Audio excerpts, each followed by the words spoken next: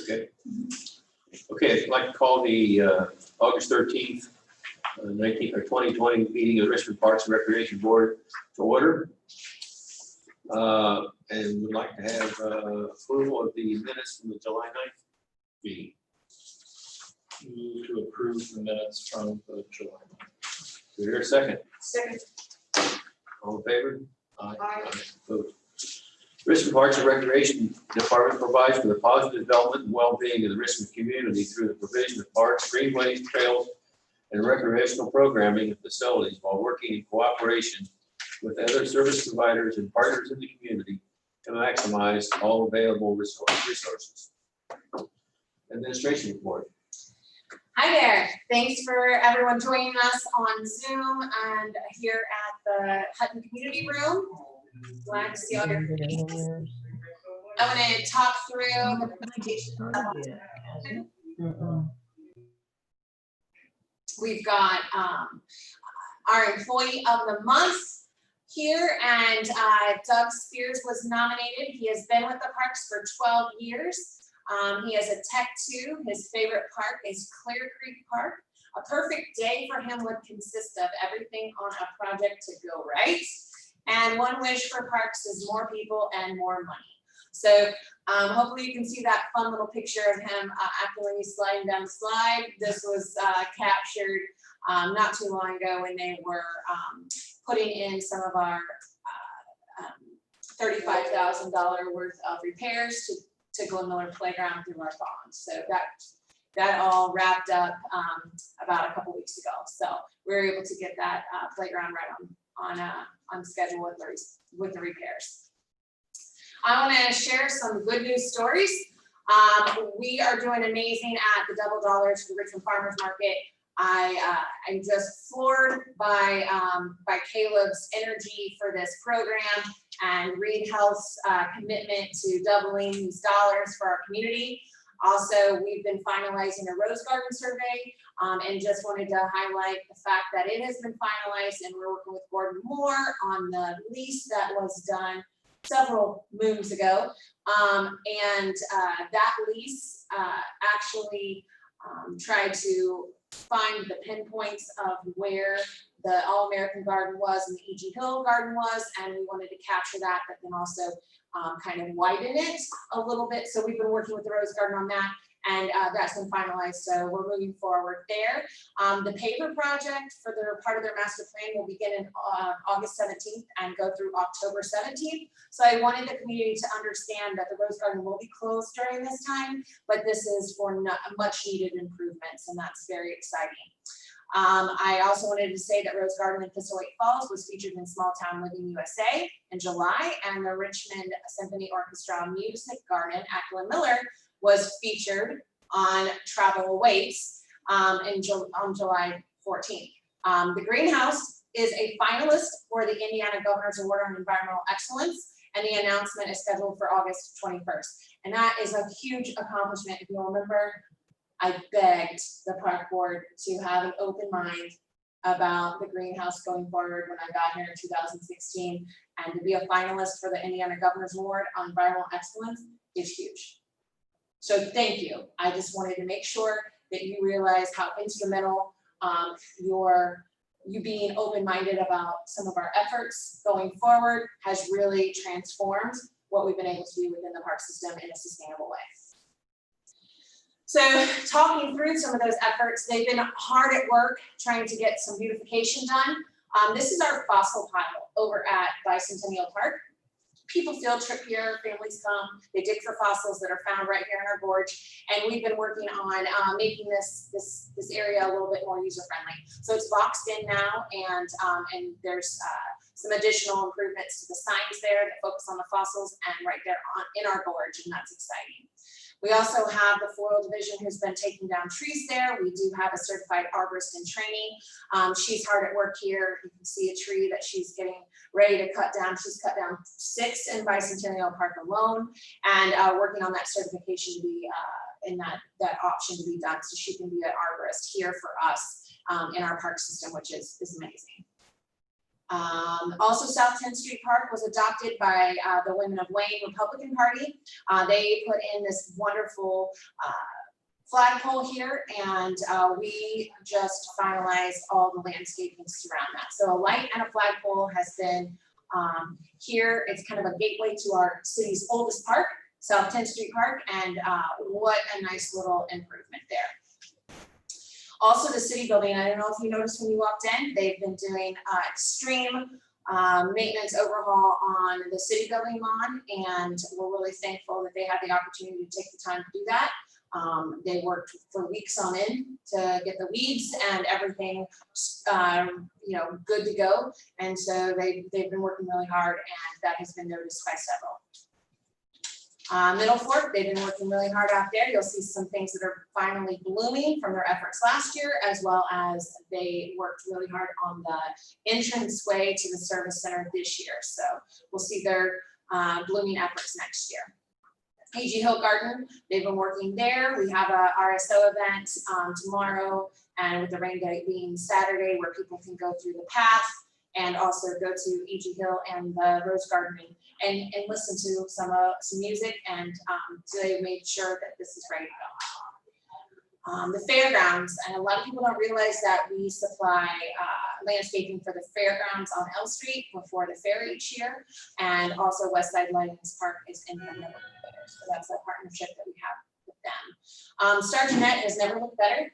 A lot of people are noticing this. There was a time when some of the weeds were larger than we would have liked, but that was all because of native grasses being a little overgrown. They have revamped the entire landscaping there and made it more maintenance friendly. You can see on the left the beautiful wall that they've created there, and it's just gorgeous. And then the walkway down, or the sidewalk down to Star Jeanette, has also gotten reworked, and everything's been cut back. We actually found a retaining wall. We had no clue that was there for so many years. So very exciting. We talk about maintenance and floral, they partner a lot, and they partnered at McBride. We had the wall to the left. Every couple of years we have to go back and pressure wash that.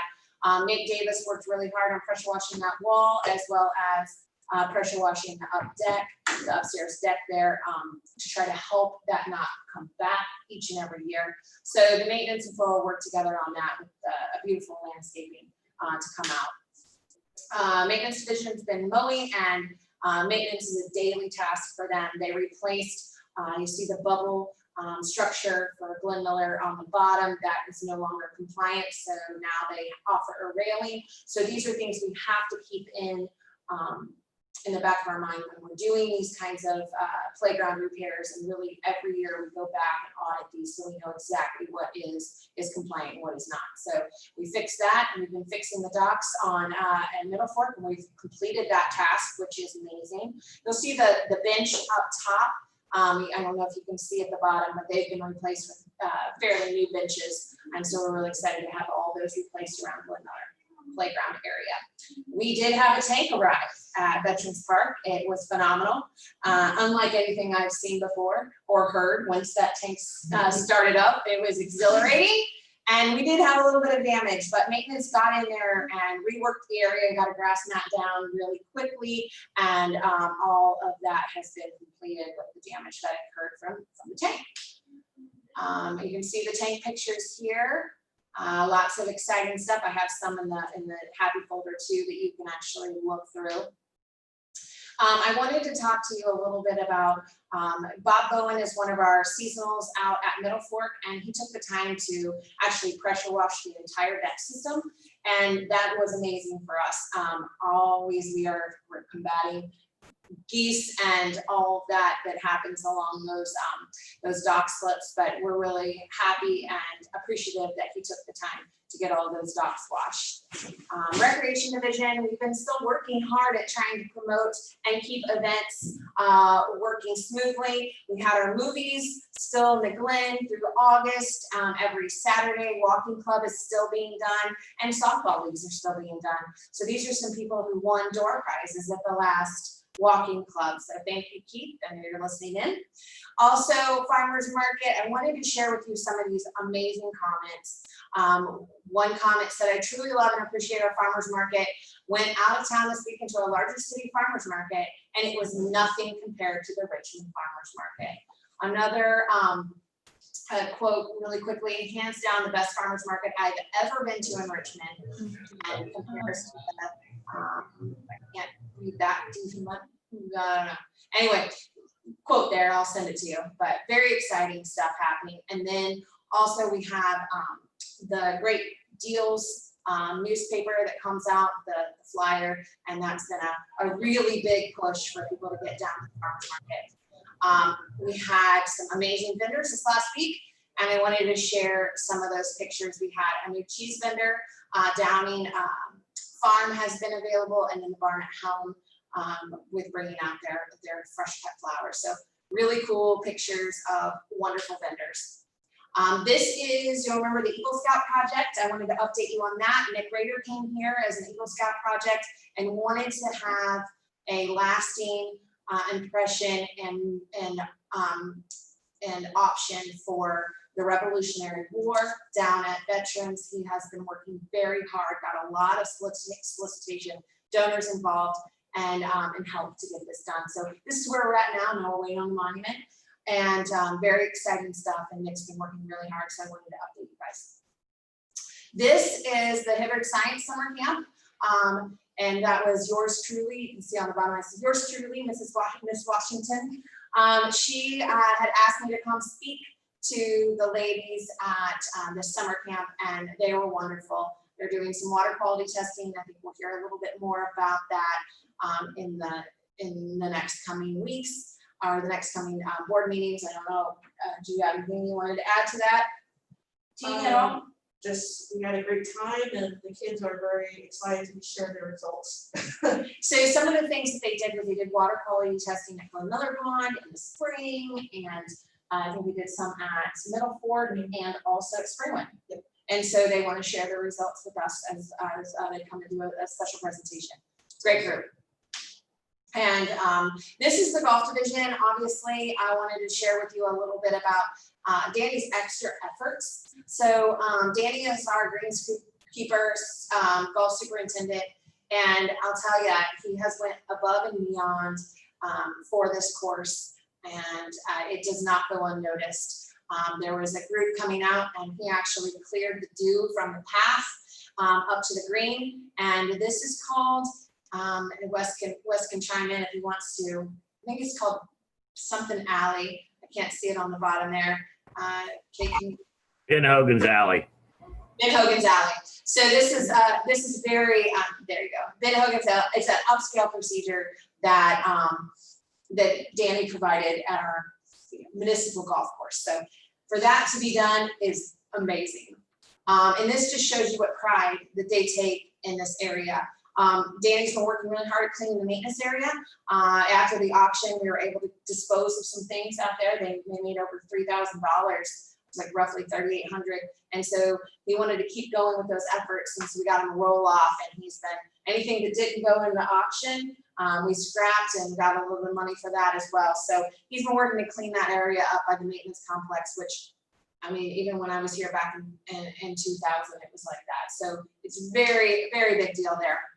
I want to show you a little bit about the golf division here and some of their efforts to keep everything completely sanitary and clean. So Wes is standing there with some shirts he has in his pro shop. These are a deal and a steal at $20 plus tax.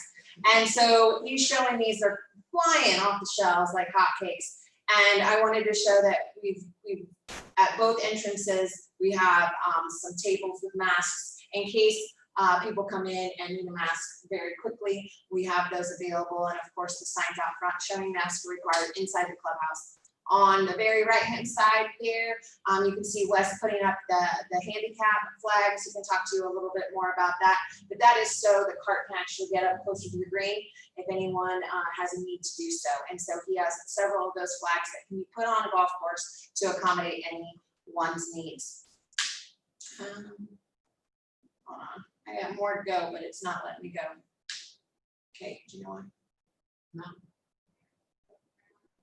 Oh, and up top, thank you, there's a hot dog cooker. And sometimes it's the simple things. They got a hot dog roller for free. And so I took a picture of it because they were so extremely excited about their hot dog roller. And I think it's awesome. And it's, they're upscale over there. Their hot dog roller in the Ben Hogan's Alley. They're doing wonderful things. I wanted to give a quick trail update because these are exciting things. And we've got Kate with us too. Here, just want to highlight the fact that she keeps our city website updated with projects. And I'm sure a lot of you really already know this, but I did want to give an update on that. You can go to the city's website and go to the dashboard for the latest information. Kate keeps that updated on a regular basis. She does a wonderful job of that. But I'm gonna pass around these trail plans. This is for the Whitewater Gorge Connector Trail. And you know, I met about this last Friday, and it got me really excited. And so I just really wanted to share with you and let you know that this amazing connector piece that will connect the Gorge Trail to the Cardinal Greenway is coming. It's supposed to go out to bid in November, and we hope to have that starting in May of 2021.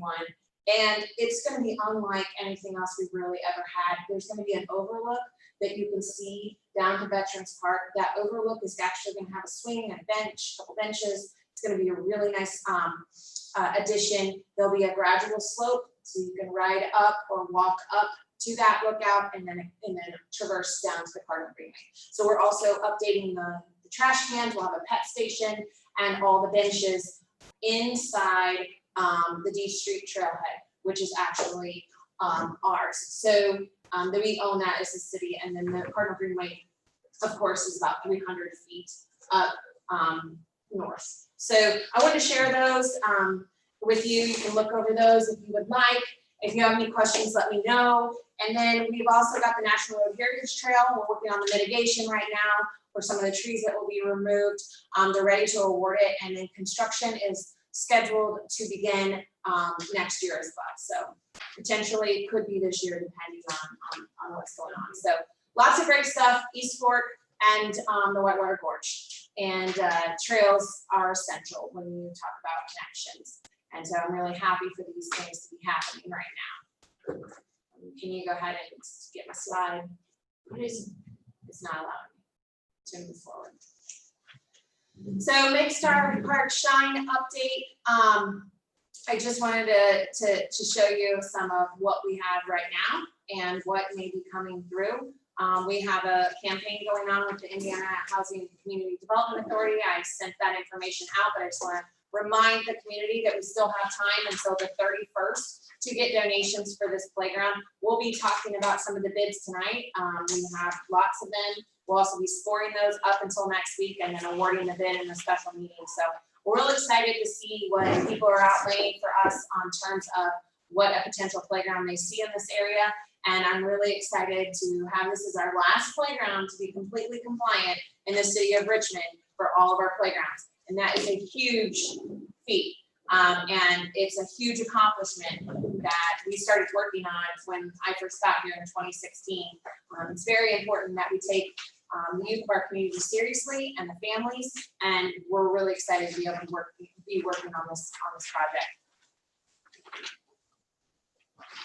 Okay, and then I want to update you a little bit on the park master plan, and we can do that now, President, or we can do that in old business. Is up to you. Great. Okay, so the park comprehensive master plan, passion for parks.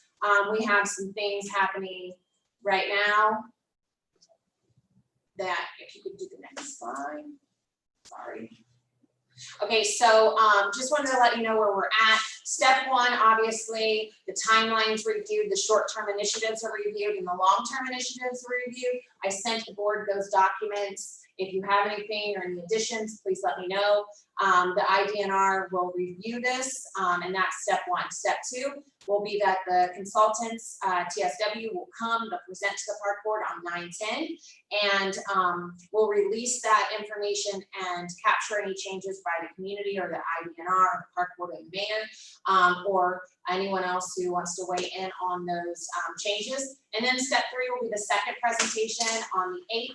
And that adoption will happen by the board, and we will start our implementation of this master plan. So this is kind of the timeline. This is kind of the gearworks that I wanted you to see what was happening in these steps, and let you know you have time to review those pieces, the short-term and long-term initiatives. And then we will talk more about the 2020 budget in new business. So we can leave that up.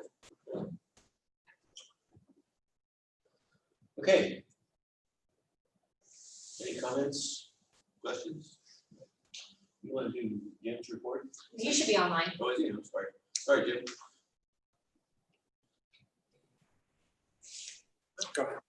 All right, a few things I want to highlight.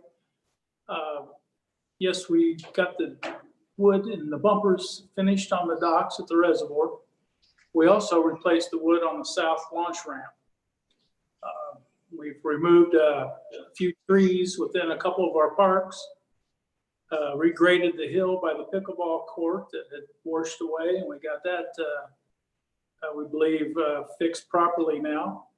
And as Denise mentioned, we did reseed the area from the tank damage there, and it's really taken off quickly. We're really impressed with the staff. Can't believe how fast that grass has grown down there.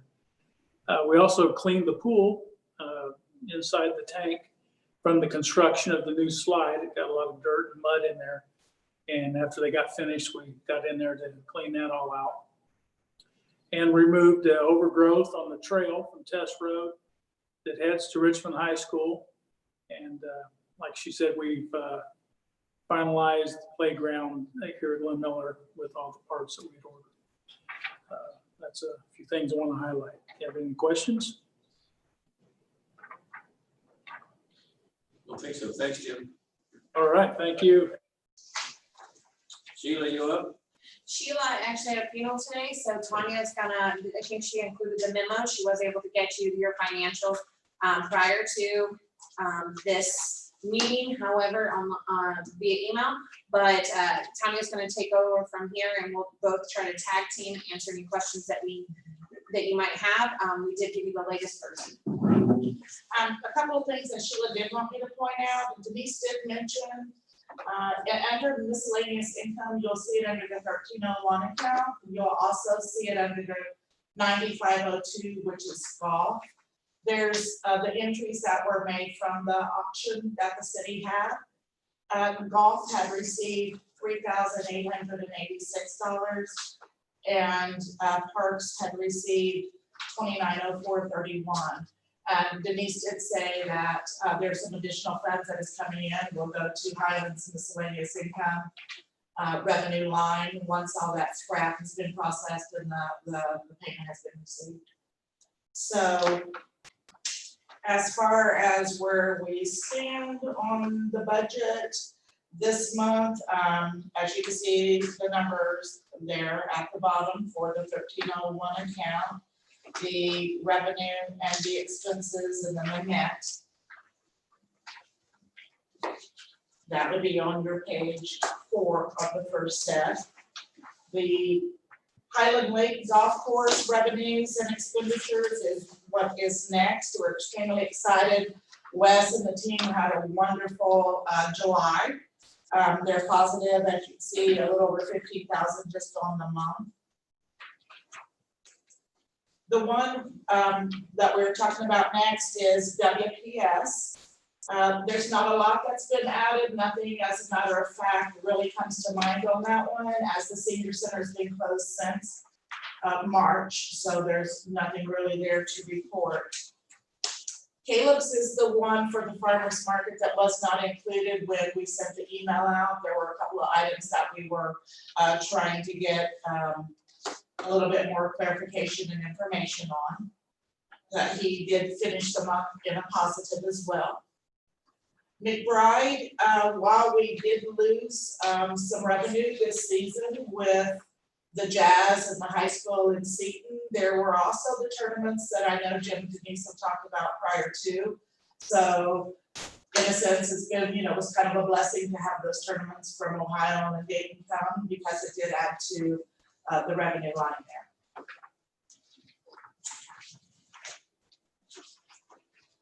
guys have any questions for me? Anything specific come to mind? I just have a question about the widow's person services. Yeah. So, I mean, obviously, the only, the expenses is the salary, correct? That is correct. So has she been, despite the senior center being closed, has she been working? Remotely. Yeah, She's been checking on her widowers and widows on a regular basis. They do Zoom calls as well as she's been doing some drive-bys, just to say hi for some shut-ins or some sheltered in place. She does still continue to put out a digital newsletter and offer those kinds of things as opportunities of inspiration during this time. So yes, she's a remote worker, and they are also having office hours. We thought we'd be open by August 13th. It's kind of keeps trickling back. So we've got them back in the office doing office hours on a regular basis at the center. And that helps get them acclimated for when we're able to open, go to stage 5 with their stuff.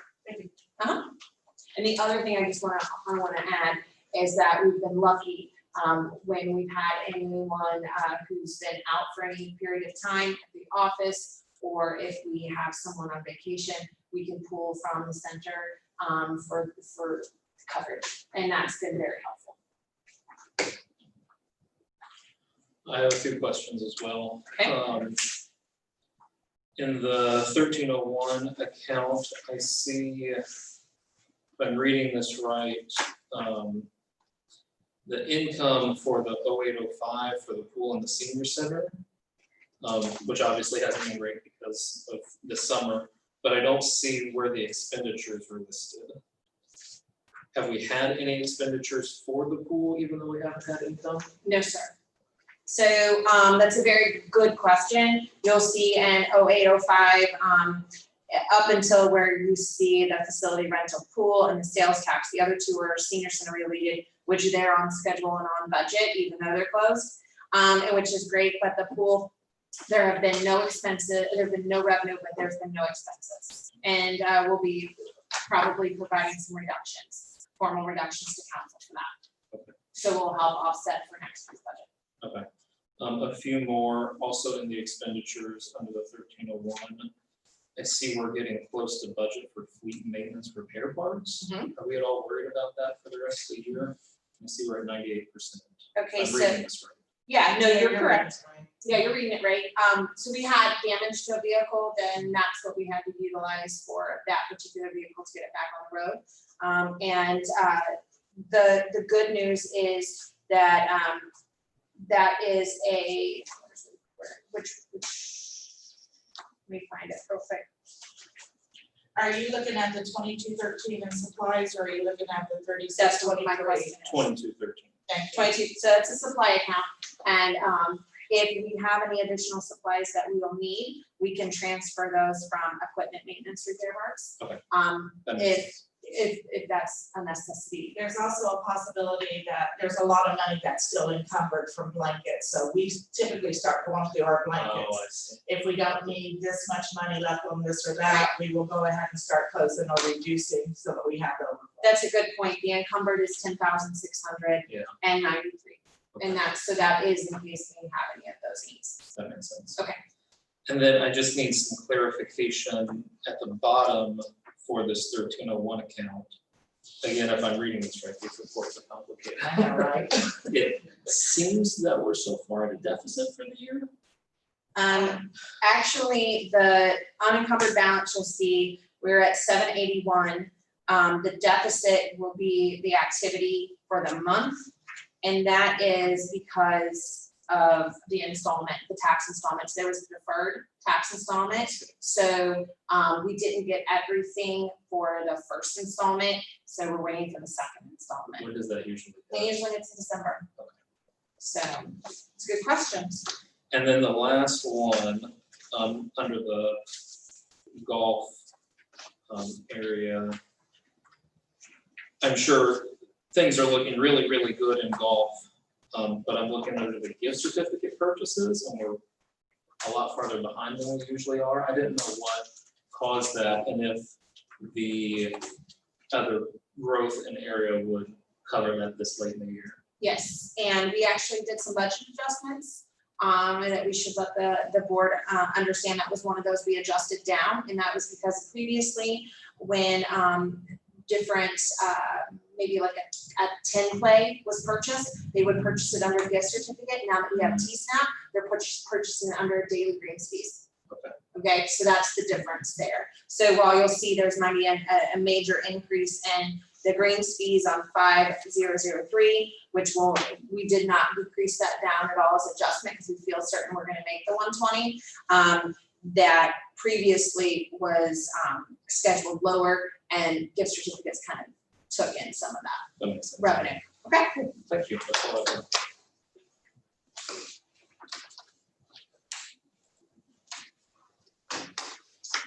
Any other questions?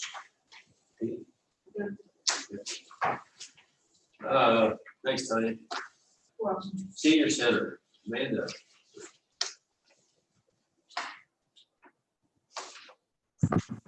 Hello, sorry, I had to find my mute button. We don't have a whole lot going on, unfortunately. We were really hoping to be open July 6th, honestly, but the governor has not moved to stage 5 of his back on track plan.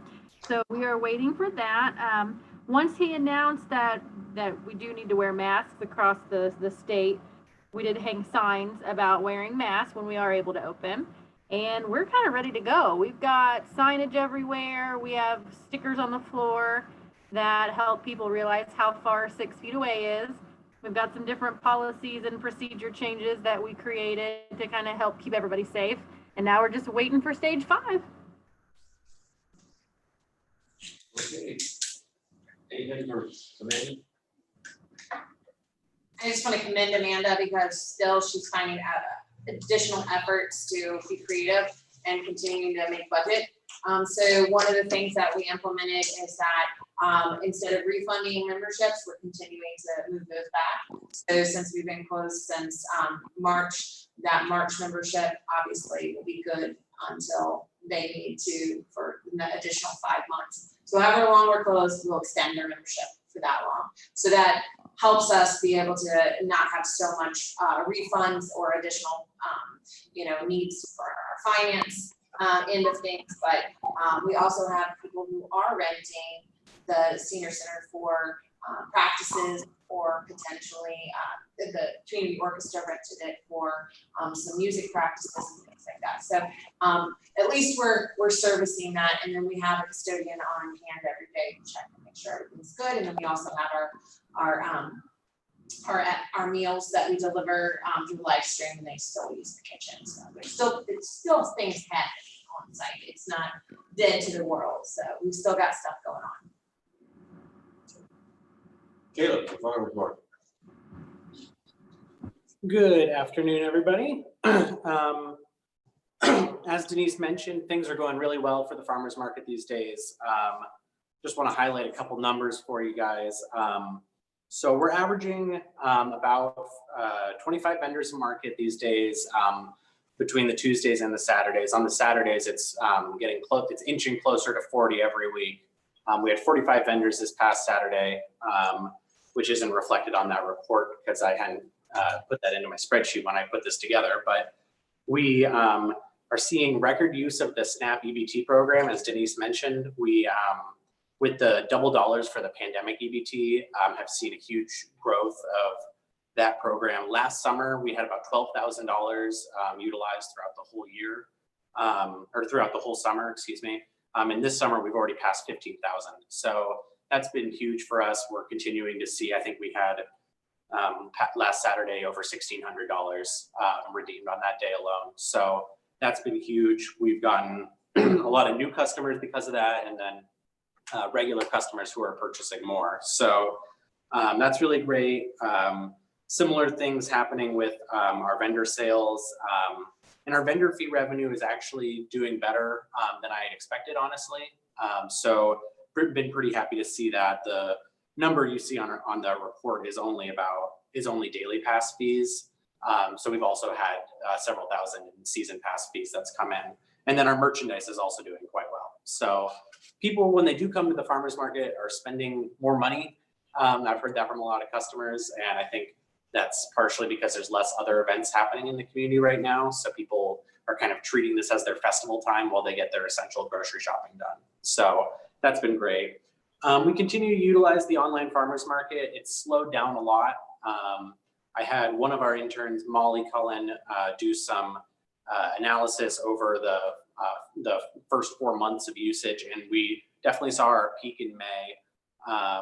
But it still continues to get used throughout every week. A few orders here and there, and we're planning to keep it online at this point in case there is another partial or complete shutdown, so that we have that option ready to go for the community. So that's been pretty great. We've seen over $5,600 spent just through that platform. So really great stuff there. And then other things, this is my busy market season with 2 markets a week. So it's pretty much get done with one, get ready for the next. But between that, we've been doing different things. I've been helping out with other park events, the movies, stuff like that. And then representing the parks and the farmers market to various community organizations. I wanted to share that I was honored the Wayne County Food Council asked me to be their board chair for the upcoming year. So that's exciting. And I'm looking forward to being able to continue the good work of that organization and getting parks and farmers market good representation there. So we've had a lot of great help this summer from some of our summer interns, and Molly Cullen, who I just mentioned, did have her last day with us this past Saturday. She went back to school in Virginia. However, Selena Faith and Phoebe Campbell are both staying on with us for the semester and continuing to intern with us doing marketing and farmers market stuff. So that's super exciting. They'll be with us and continuing to help out. So you'll see them around. I also assisted the city and the county with the mass distribution event and prepared a funding request to the redevelopment commission to upgrade the Wi-Fi and security and install security cameras at Elster Plaza. So we're super, that's gonna take place because that's been an ongoing need for us. And if there are any questions, I can try and answer this. I have a few. Caleb, I'm looking at the chart that you gave us with the vendor fees.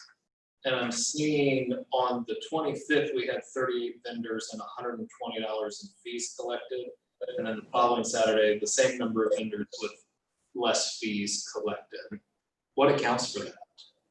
Yeah, so that's based on the breakdown of past vendors. So this is only showing, it's a little bit of a confusing statistic there because there is more daily pass vendors on one day than the other day. And on the other day, there were more season pass vendors in attendance. And so that explains so divide any of those vendor fee numbers by 10 to get your amount of daily pass vendors that were there that day. That makes sense. Thank you. Yep. One more for the online farmers market. I see we've got 249 customers signed up since the launch and 264 orders. So obviously there have been people who have gone on and ordered multiple times. Through your analysis, can you tell like how often are people ordering? Are the a lot of people that are logging on and not making those orders? Yeah. A return rate, I guess is what I'm asking. Right. So we've been seeing there are definitely regulars who like to utilize it frequently, and then there are the lookers who just sign up and then they don't end up. So I would be happy to put together a little bit more detailed of like, you know, a customer report of what the kind of sales breakdown and, you know, who our more frequent flyers are, I guess. I wouldn't be able to say off the top of my head, but there's definitely a core group that utilizes it regularly and appreciates that because it does have delivery options built in. It does have, you know, that curbside pickup. So having that as an option, there are still members of the community who, you know, they say, you know, we don't go out anywhere yet. We're not going out to any events, even the farmers market. So having this as an option is something that is useful for them. Yeah, I think that would be interesting to look at just because in this world of COVID, everything is changing. And I expect personally some changes to be somewhat permanent. Oh yeah. It might be interesting to see, is there a way to leverage the online store to be beneficial even after things get back to a pseudo normal and people are going back out, will people prefer that sort of delivery or curbside pickup? So it's Yeah, just a curiosity. Yeah, I think we definitely want to look at that, and that's a conversation that we're having in our market advisory team of how do we continue providing this service as people, you know, adjust and come to expect things like curbside pickup, delivery, all of those things. Yeah. And last, just congratulations on being chair of the food council. It's really exciting. Thank you. Caleb, I have one question. Okay. So since you put the ads in the Great Deal magazine, have you seen any increased business as a result?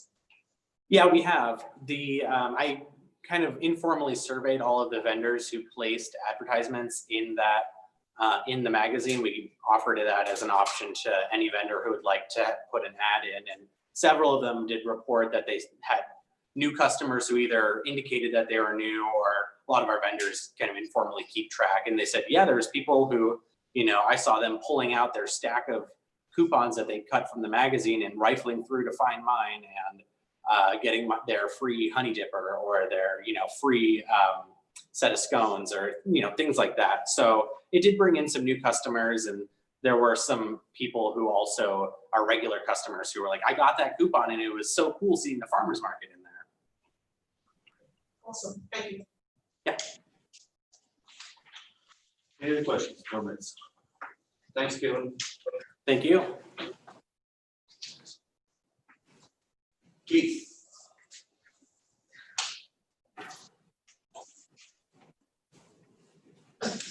Forward there. Make it a bet. How's it going? How's everyone doing today? Good. So we got Industrial League softball should be wrapping up here in a few weeks. We finally started playoffs after a few weather delays, pushed things back, and had some more scares this week, but we got them all in, so that's good. Moving forward. Right now the championship's scheduled for the 25th. So if you guys want to come out and watch a couple softball games that night, there's going to be at least 2, possibly 3 for the finals. The walking club still going on. We got it going on tonight at 7. I'm going to continue it through September at least. Hopefully the weather holds out on Thursday nights. It's been really nice out lately. And then the 27th we'll have our next drawing, our next door prize. So we saw a couple of those baskets earlier, but we've had 3 so far, and look, they have at least 1, if not 2 more. People have been enjoying them. And then we've had about, I think it's been 30 to 40 people each night, with another 2 to 3 new members coming each week. So we're still growing, and it's good to see people getting out there and enjoying the park. Movies in the Glen, our first night was a bit of a mess. But we got the drive-in theater style working with our FM transmitter that we got, and people were able to watch Frozen 2. We had a couple handfuls of cars with about 20 to 30 people total, so it was a good night, even though it was downpouring during the entire setup. The second night we had about 75 people there on the hill for Flyaway Home, which was really nice. We had good weather. This week is Star Wars Rise of Skywalker, which we're expecting more people to come than last week.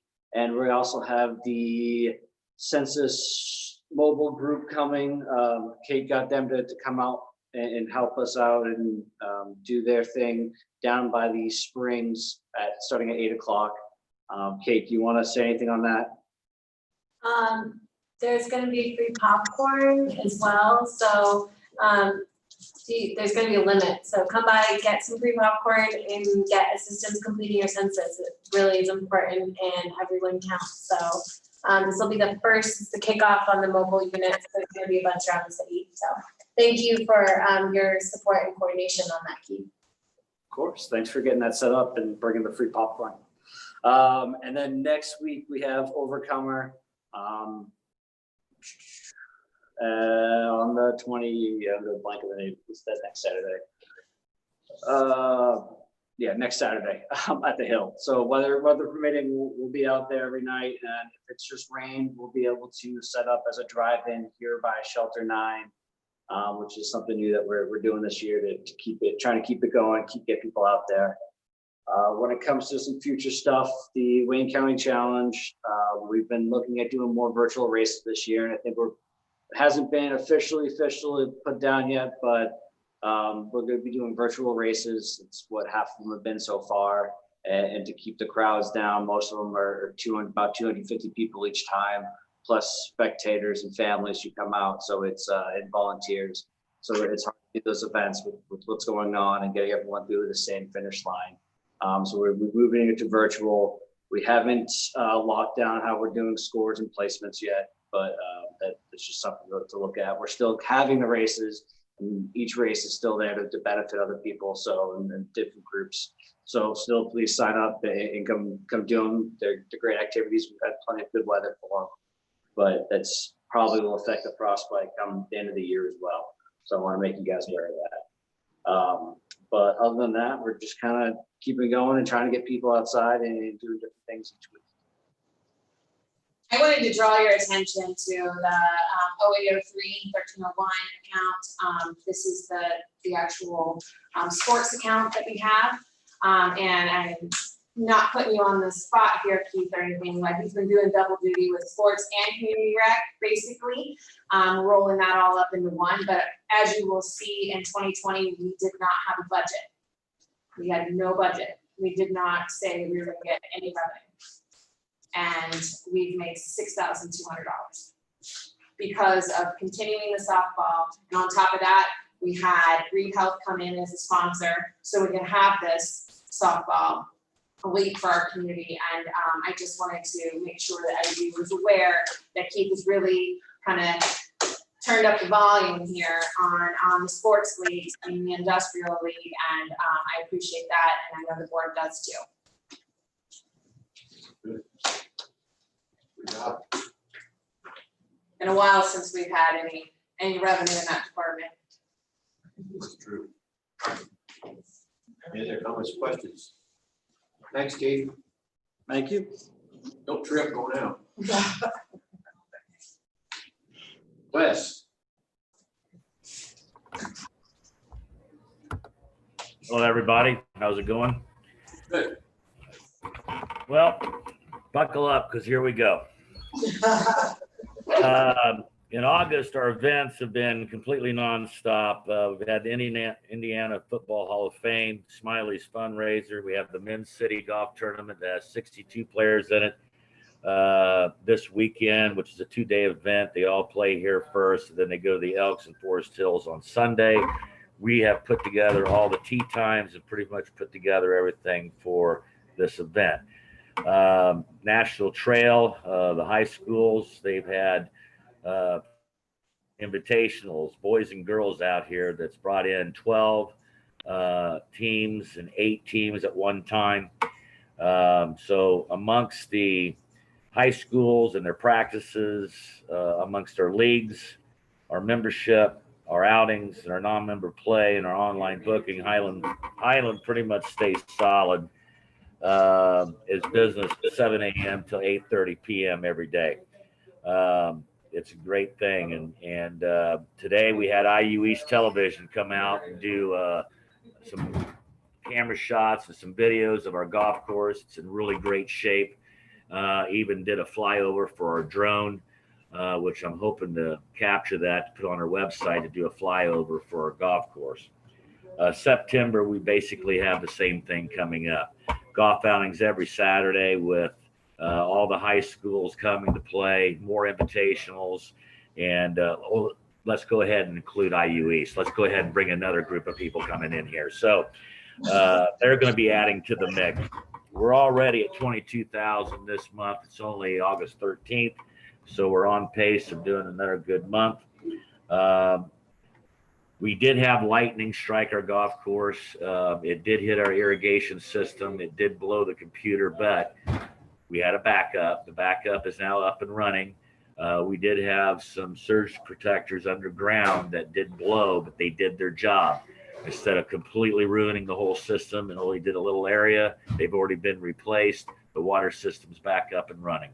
So Danny's and his team's doing a fantastic job of getting the golf course ready for the city tournament. And all the golf carts are doing really well. Everybody's really happy with what we're doing here. And I just keep seeing more and more new people coming and playing golf. The biggest challenge right now is for people to put on masks when they come in the clubhouse. I'd say 90% do it. I've got 10% that'll give me excuse. They've got COPD, but they can play, but they can walk 18 holes. There's a lot of little things that we try to do.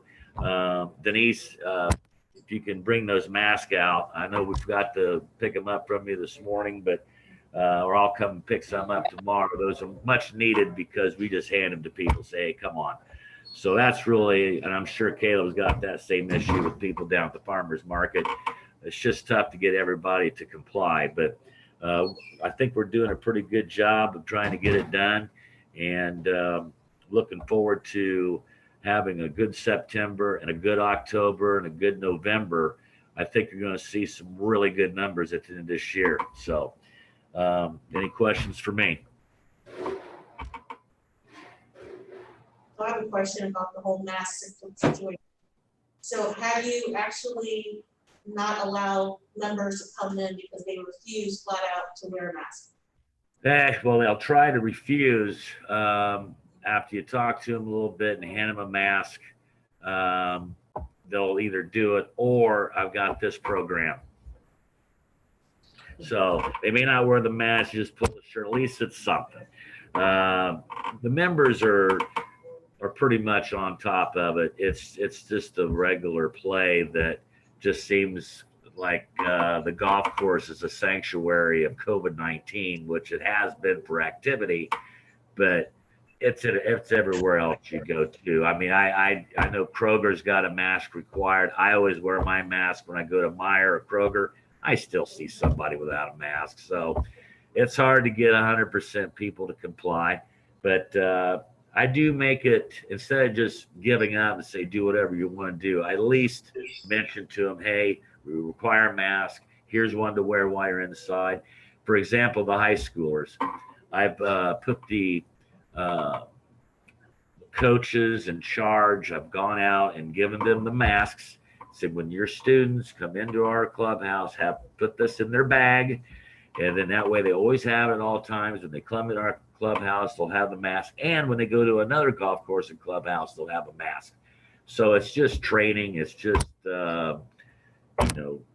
reiterating of what needs to be done. So we're no different than anything else. It's just, it's such a busy place that you really have to think about that kind of stuff all the time.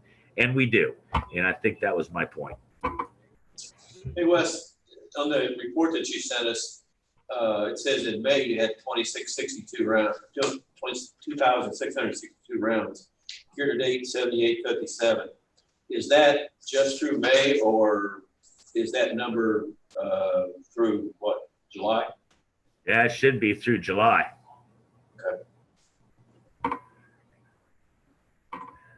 Good stuff happening out there, Wes, and I think it really helps once you put the tables by the doors. I think people It helps. grab those, and I know your efforts are well received, and the way that you handle the people coming in the door.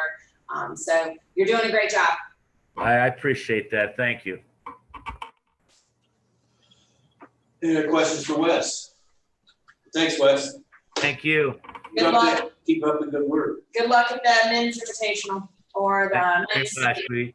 We have 62 signed up, and I forget the gentleman's name that used to be at Palladium Item, but we actually have him kind of advertising, going around doing interviews of some of the players to kind of create a hype for it, to generate more play for this event. So, which is really good for all three clubs in our city. So we're moving in the right direction, and hope it all works out. So thank you very much. I appreciate your time. Jason from the Palladium Item said his name is Don Tencher. That's correct. That's it. Yep, and so we want to thank him publicly for taking the extra effort to help us out. Okay, thanks, Wes. One other thing, Wes did not mention, but I'll mention for him.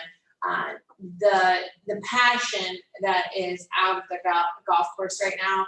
I was out there today and talking to a couple people, and you know, last night Danny came in at 12:30 midnight. 12:30 a.m.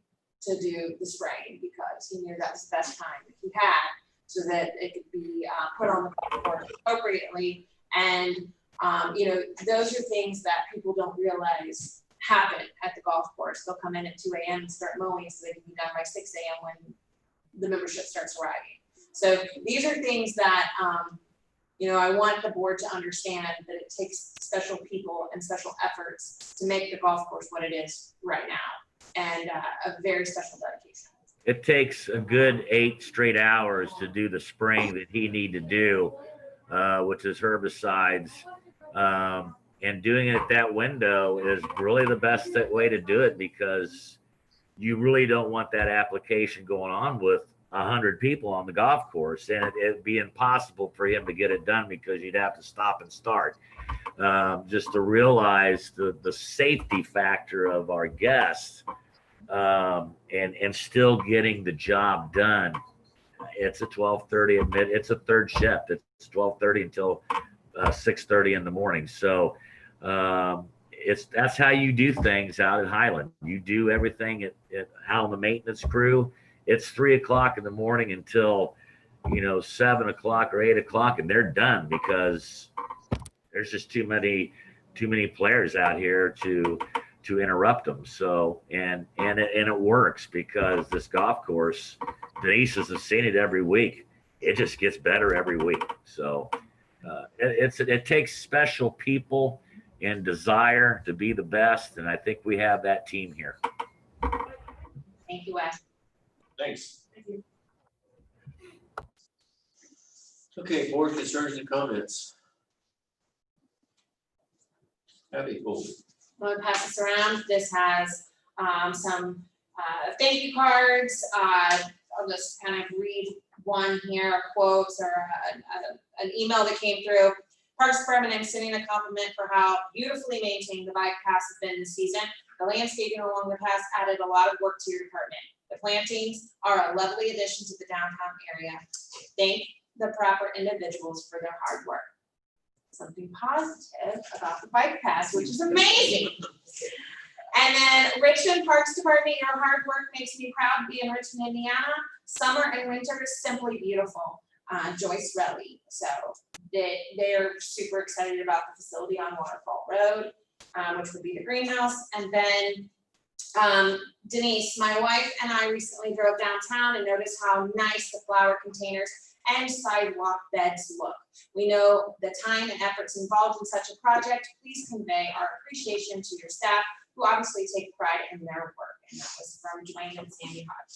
So there's some other good news stories in here and some pictures of the tank in case you're interested in that. But I wanted to share those nice little notes of encouragement for the park team, that things that we do not go unnoticed. Okay, old business. New business. So we talked a little bit about this in my presentation. We'll be doing the proposal opening for Star Park Playground. And so I just wanted to let you know that the proposals are right here in front of me. We have the evaluation score sheet. I'm going to go down through who has submitted, and if they have all the things that we need for the submission and the initial bid amount. So we have first on the list is Play Pros, and they're a division that has a main office in Kokomo and another office in Kentucky. And they are, they did receive and give us their bid bond. They also, we have their insurance already on file with our other playgrounds, and the initial bid amount is $85,789.60.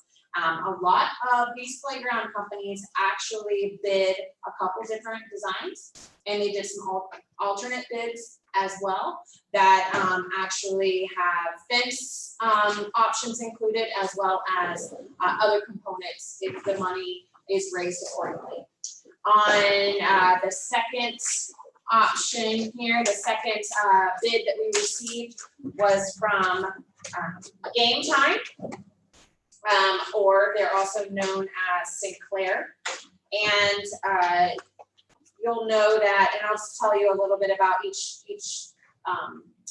bidder. Play Pros is a division of landscape structures. We have landscape structures at both Middle Fork and the Sensory Playground. Those are those structures.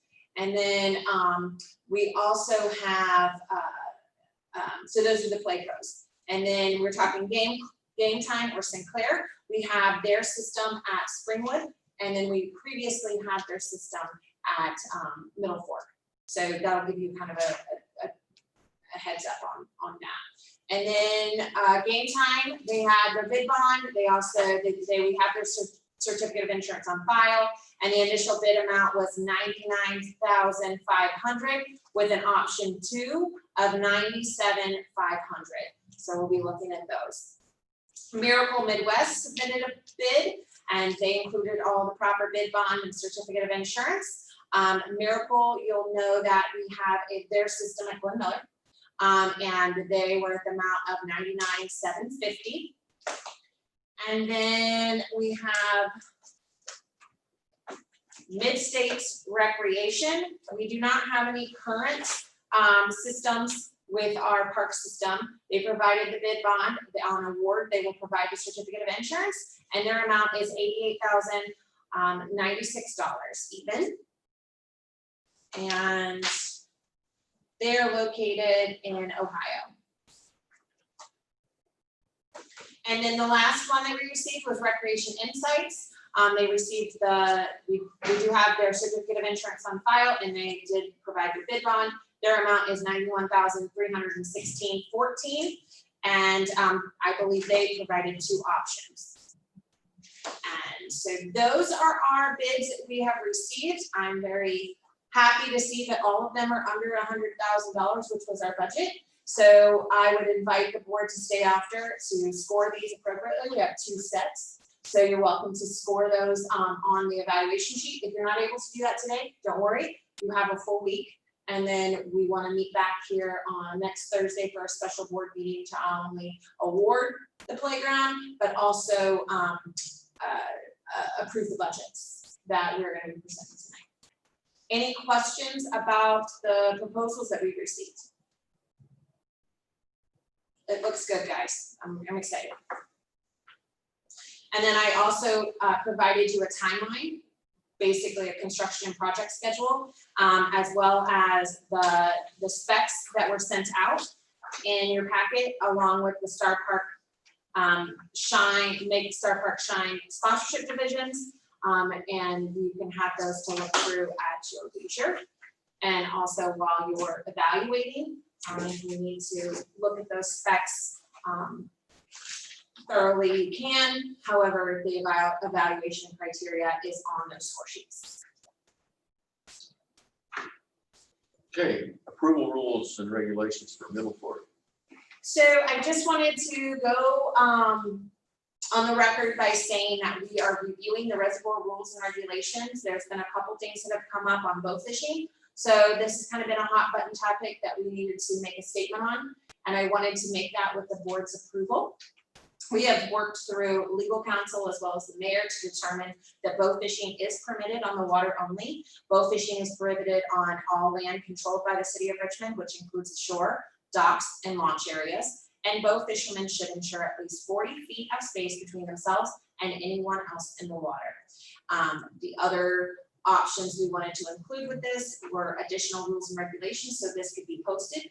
We have reviewed this with Indiana American Water, who own the property, and we have the lease, the 50-year lease with. So everybody's on board to move forward, and you had this in your packet. And if there are any questions, I'm happy to answer those. But I think at this point in time, we need to make a statement and also provide these rules for our community so they understand, and that we can kind of move past if bow fishing is allowed or not allowed, is illegal or not illegal, what's to say in the code, things like that. So this will help clarify that and move us forward in a positive fashion. Another thing, that maybe this goes without saying, but we don't say anything about having to have license and boats registered or anything like that. Should we put that in these rules? We can. What we typically do, we say all boaters must check in at the service center and then we give them additional information, but that's during operational hours. And since we're seasonal out there, we open April 15th and we usually normally close September 15th or at the end of September. We're going to keep open through October this year because we feel like we want to get our boats in for those rental options that we have. I'm still waiting on those. So we'd like to get a little bit of revenue for that and have that for our community during this time. So I think people understand there's signs out there that say check in when you get there to launch. But we're always going to have those people who come after hours and before hours. And you know, that's kind of here nor there. It's not something we can continue to enforce. DNR enforces the water. It's public water, but it's enforced by them. So they check on a regular basis that come out there and really control the area. Okay, do we need to approve the bow fishing rules and regulations? I would say that I would like the entire reservoir rules and regulations approved, just so it can go on record in the minutes that we looked at this and we determined this is the way to move forward as a board that oversees the Norfolk Reservoir, and that you know, the bow fishing statement you know, has been reviewed with the mayor and Indiana American Water, and so I feel that this is something that we need to move forward with and tell the community so that there's no more question. Okay. Any comments about the rules and regulations? Yeah, so maybe someone might not know what bow fishing is or why it's such a controversy. Can you talk about that? I can. So bow fishing is actually a standard practice. It's not, you'll see in the rules and regulations of the IDNR, it's not anything that's prohibited. It's actually kind of a sport, if per se. Usually bow fishing would be for a larger fish, like a carp, and that's the proper way to kill them and harvest them, I guess you'd say, or reel them in. So it's the most proper way to bow fish with carp, and people do it on a regular basis. We like for them to do it appropriately per the IDNR's rules and regulations that they have in their fishing guide, but that's up to them to enforce. Any other comments, questions? Okay, I entertain a motion to adopt the rules and regulations for the Middle Fork Reservoir. I make a motion to approve the rules and regulations for Middle Fork Reservoir. For a second. Second. All in favor? Aye. Opposed?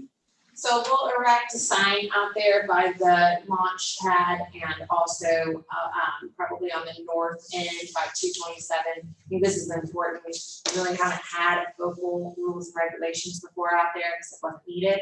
We have them inside the service center, but when the service center is not open, I think it's important that people know what's happening and we can continue to refer to our rules and regulations moving forward. Okay, Hidden Lake Golf Course Clubhouse Manager contract.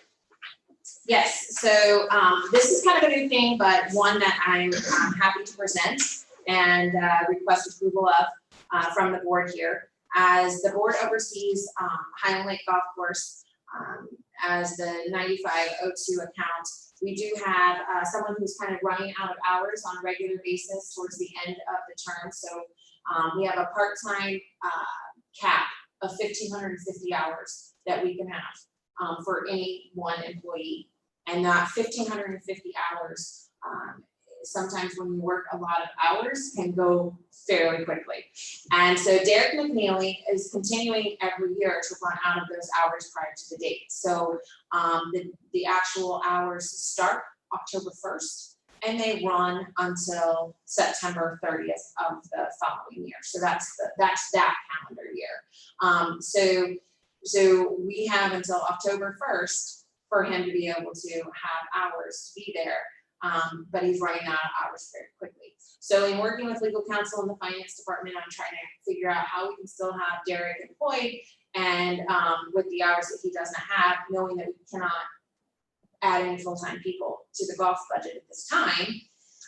We've worked out to contract with Derek on the needs that we have at the golf course as the clubhouse manager. And this is a really cool thing, working in the right direction for the golf course. This contract, which you're more than welcome to look through, has everything that Derek normally does on a daily basis as a clubhouse manager. And I went over this contract not only with legal counsel who created it, but also finance department and also Derek. So we've sat down and talked through this. The changes that would be made would we would take him off of payroll, so he'd no longer be a payroll participant for the city of Richmond, but he would be a contracted employee. And that contractual employee means that you'll see within the budget that the payment that we regularly schedule for him would go down to a contractual section. And we would include that in there. We would no longer have taxes for Derek, so that would be a cost savings. But we've talked to him about the fact that he'll have to do some continued itemization so that he can take on his own taxes. He's fully comfortable with this. In fact, it's kind of given him a little bit of relief so that he can have the hours that he needs on a yearly basis and never again questions about that. So this contract is a step in the right direction for the golf course. Wes has been instrumental in helping us get this moving forward. Derek is all on board. He's already talked to his insurance agent about getting the insurance that he needs to be a contractual employee for the city of Richmond. So he's got that all squared away, and this is a 3-year agreement. So every year we will look at it again, but we can continue to move forward. And I would recommend that we move forward with this. This is the best option for the golf course at this time. And I would entertain any questions, but appreciate your approval moving forward with it. Yeah, my only question was on insurance, but you just addressed it, so that was quite exciting. It has that laid out in here on the insurance that he needs. It also has laid out on what taxes and fees and the terms of the agreement, and the compensation is in Exhibit A. That compensation will be in the amount of $23,620 and shall be paid in biweekly equal installments. This is the same for other contractual employees that we work with here at the city, so no one thought that would be any concern. Also, he is able to get commissions on his club repair still, which he gets on a monthly basis pretty much, and he will have to invoice the city accordingly to get paid for that. And we have 30 days to do upon receipt in this exhibit. So I'm comfortable with this in general. I haven't seen the contract. I haven't had a chance to really review things. Personally, I would ask that this would be tabled until next month. I don't really care to approve a lot of contracts without having seen them, and I'd also like to see this job description. Currently, if the rest of the board and president is comfortable with that. If that's what you said, work that out. I think it's Absolutely. I mean, I think know a little bit about this contract, and I think it is in everybody's best interest to work something in this manner out, because we do get it into a significant problem toward the end of our problem toward the end of the year, and I think that's the way to get around it and keep everybody happy. Yeah, and especially And still get the job done. if he's willing, I think it's a good idea. And just, we basically took the job description, meshed it into the contractual agreement. And I can give you both copies. I don't have a problem with that. We do have some time. I would like this to begin September 1st, so we can revisit that on our special meeting on next Thursday, if that's okay. That works for me if it's okay. Yeah, I think if we could do that, that'd be great. Okay, thank you. Yeah, no problem. Non-reverting budget presentation. Yes, so we'll start with the farmer's market year and 2021 proposed farmer's market budget. And I'll just let the board know that I like to bring the non-reverting accounts to the board first prior to the committee as a whole. Committee as a whole is scheduled for the 25th, 26th, and 27th of August. It's usually in this room, but sometimes sub in council chambers. It will be whatever Councilman Parker chooses to do you as he is sitting as the budget chair for our budget in 2021. And as he is the vice president for 2020. So I want to go through the 2021 proposed farmers market budget. You'll see that we have $19,000 in vendor fees. We have transfer in, and that's coming from the 1301, which is the grant match we provide for Caleb's salary. We have merchandise sales of S2000 and sponsorships and miscellaneous revenue that come through. All to equal a total revenue of $73,397. It goes through the salary, the 1000s and the 2000s and 3000s here, for a net profit of $1,471.71. So this will be Caleb's guide on the revenue that we would like for him to raise in 2021, and this is what we proposed in our budget to council going forward. How does the revenue compare to current year? Well, actually, I have that up here. If I can get that presentation going. See here.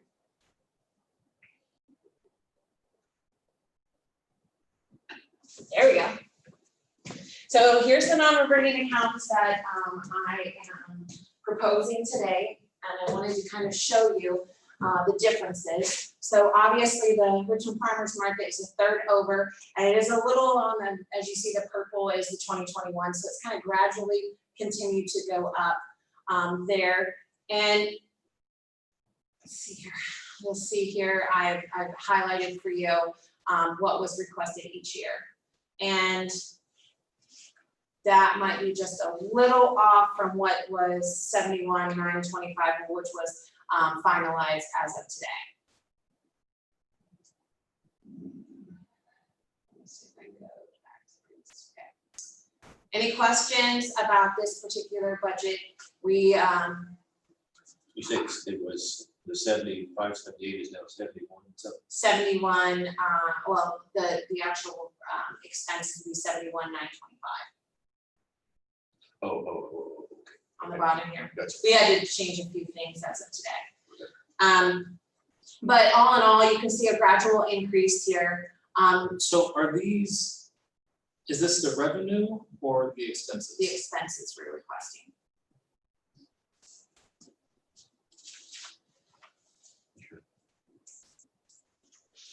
And there's been changes since this particular slide was finalized, because we're doing changes every minute right now during budget season. So I'm trying, what you have in front of you as these sheets are the latest and greatest amounts.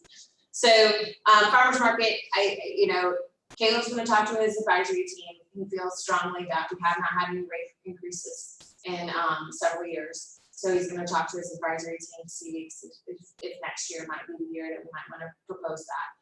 But that's something we'll be talking through to increase those numbers. Caleb, are you on here? Okay. So it would be an additional $2,000 that we're requesting in revenue to do that. And the only change really in this particular budget when we go forward here, we did change some things in promotional, and we needed some additional funds for the insurance provision that went up considerably. as we go through these, I think we've got 3 of them here. Yes. Or 4 of them. How much impact have we had through, I'll say, shutdowns because of the COVID? How much has that impacted? It's impacted the market. But I mean, in all 4 of these areas, as we go through them. I can highlight those in every area. So obviously vendorship is down at the beginning of May, but kind of has taken a spike in this month, in the month of August. So we're not sure necessarily how the year end is going to shake out, but for this particular budget, the only dramatic increase here has been the insurance provision, by the insurance going up across the board. All in all, nothing's really changed. The impact that we're seeing is actually the impact from 2020. and the vendor fees that we weren't able to have. And we worked really hard, sponsorship wise and grant wise. Caleb put in a grant to the United Way, who funded the market at $10,000, and then also additional grant through the UVA for $3,000. So that has helped tremendously in our efforts, but he still has the rest of the year. So we don't know what's around the corner. I'll just jump in if I may. Yeah. Say that I do think that there is some good potential for rate increases next year with some of the improvements we're making with Wi-Fi offerings and things like that as well. There's a good case to be made there. So I'm feeling good about next year. This year has been rough revenue-wise, as it has been for everybody. We had sponsors who were previously committed and pulled out and stuff like that. So it's definitely something that we're looking at, and I've been looking at some alternative ways to make up some of that lost revenue through increased merchandise and offerings to vendors, things like that. So how short were you on your proposed, on your revenue for this year? Or what's your number there? Projected? From discounts and cancellations of season passes, we've lost about 1,500 to 2,000. There's still a couple of invoices that I'm not sure if the vendor's ever gonna actually pay them because they're, decided that, maybe this wasn't the year to start at the farmer's market, things like that. So there's those. And then the UEA, for example, they in previous years had done $6,000 sponsorships with us. This year they only did 3,000. The United Way came in with that $10,000 grant, which helped extremely. But normally we do have other corporate sponsors who come in, and we just haven't had any yet this year because of businesses, taking looks at their advertising budgets and things like that.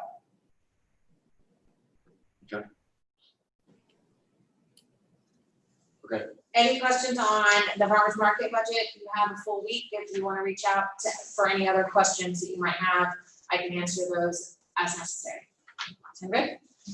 Okay, on the Highland Lake Golf Course 2021 budget, we would like to potentially raise rates here as well. We feel that the course has made a significant change in what we're able to offer, along with the new carts, and the golf course has never looked better. So we would be proposing a rate increase for 2021 as well, and that will come to you at a different park board meeting with a presentation. But that is why we raised the daily grains fees up to $150 and the season pass up about $10,000. We had to adjust some of the gift certificates. You can see here on this particular revenue section, we moved that down to 5,000 just per you had seen that as well, Dakota. So concessions and beer sales are all on track.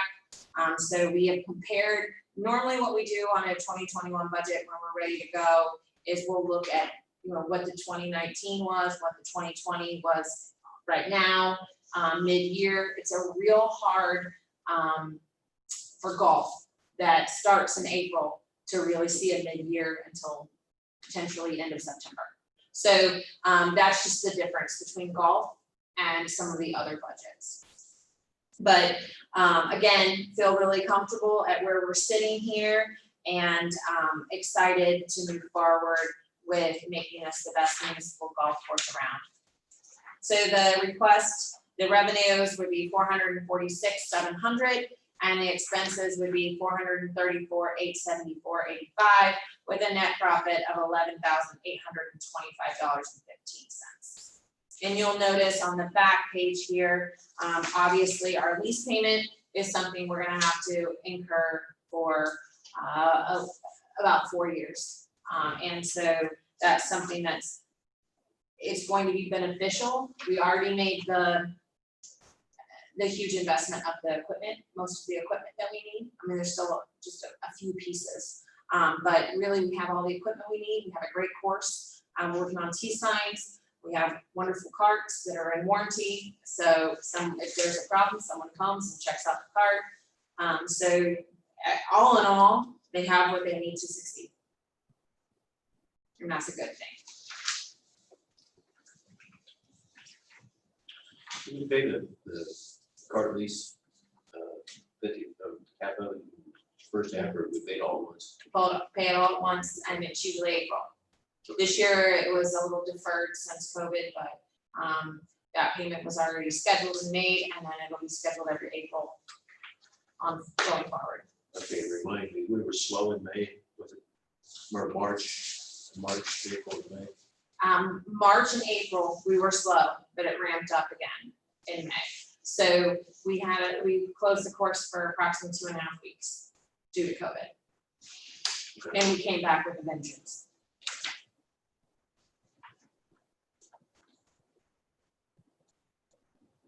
Good. Any questions on that budget at all?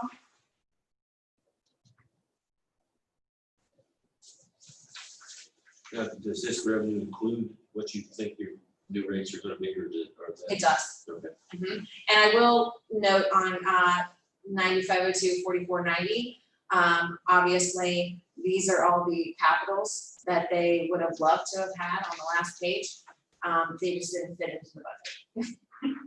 So I like to put those down there just in case there's a donor out there that wants to look up some capitals for the golf course, or a potential influx of funds that I may not know about. But it's good to just continue to revisit what might be needed. So I'm sorry, I'm having a little trouble reading this one. Okay. What's this inside outside? Okay. It's listed under.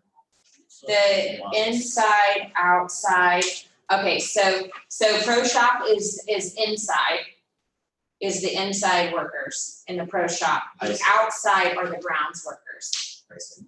Yep, good question. And that's how we've categorized them before, just to break down, Does it have an effect on the budget? not necessarily, it just, we know how much grounds, taxes we have to pay out, the FICA and the MICA, and this is just how we've always broke it down.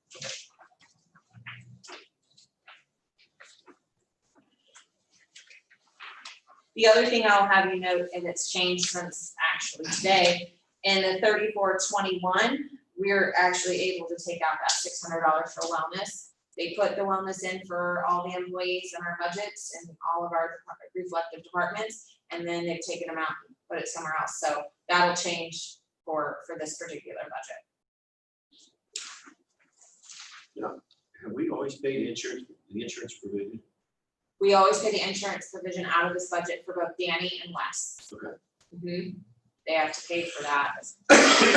Since it's a non-recurring account, everything that's associated with golf needs to come out of this budget. Okay, will, Yes, so widow person services, this is the last one I've given you here. Obviously, the McBride account, I'll talk a little bit about that first. A McBride account, I did not give that. It's never really has any a budget. We get user fees from Richmond High School, Seton, and the Jazz, and we calculate those user fees as $13,650 for the year. And those user fees, besides this year, came in, and we can count on those. And we usually don't make a budget because there's times when we don't know exactly how much field supplies we're gonna need, how much we have from the previous year. So we categorize that as $13,650 is what we have and what we can spend. And we do take that on as necessary. It's a very small budget within the other budgets, and I'm happy to pass that around. That really is just basically receipts that come through for revenue or field rental. And we don't typically do an operating budget like you see here for McBride. That make sense?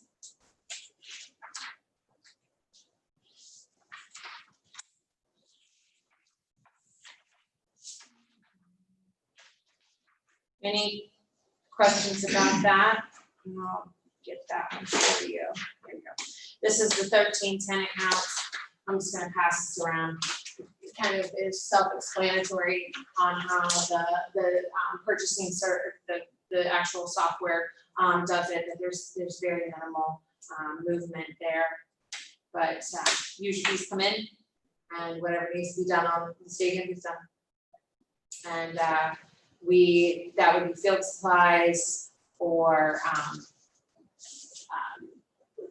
any kind of capitals that we would need to make. This year we were able to do the roof repairs. We were also able to do the bleachers, recap those, and we also were able to make some repairs on the field. So all of those were done prior to March. I'm glad that we had some tournaments in there. Okay, Widow Pearson. Yes, so Widow Person Services, I'm going to give some history for this particular account. So the reason why it's a non-reverting account is because it used to be set up as a 501c3 designation, and they received a grant from the United Way when they would fund, thank you, when they would fund, when they had priority measures of older adults or aging adults, right? So they would receive funding in the amount of $10,100 to operate. Then they would raise contributions of $10,383. When that 501c3 was no longer existed, they still have an operations kind of advisory board or an advisory team that they meet with on a monthly basis. The park took on the park match, and that's why that is called park match right here at 5907. We transfer those monies in to cover the salary and the beneficial organization that it is. So while it's not its own separate entity, it is part of the parks. They do operate with an advisory team, and it was at least 10 years ago since they received that grant. They look for creative ways to make ends meet there, but I just wanted to give some history as to why we have a match and why this organization operates the way it does. So they work really hard to get that extra $10,383 at the country store at the senior center. They also do fundraisers and things like that.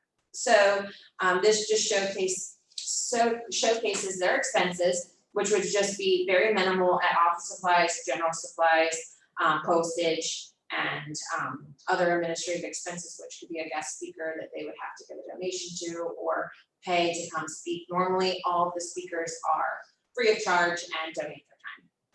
So this is Widow Person Services, and wanted to just kind of explain the history there. And they do great things with our widows and widowers, and they also have a young survivors group that is meeting on a regular basis as well. So it's not just the senior center that they do anymore. I mean, they have the young survivors group that is very active, and so that's exciting.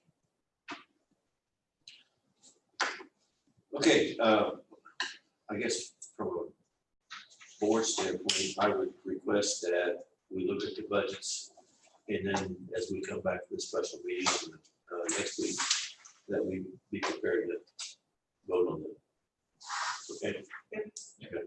And I sent, just so you know, when Catherine sent a message today that she wasn't able to attend, I sent her the budgets so that she could review those, and she'd be ready for those on next Thursday, the special meeting.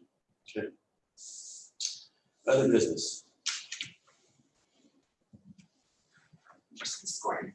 Okay, entertain a motion for adjournment. So moved. Second, Second. all in favor? Aye. Opposed? We're adjourned. I think you're gonna have to turn it off. Yeah.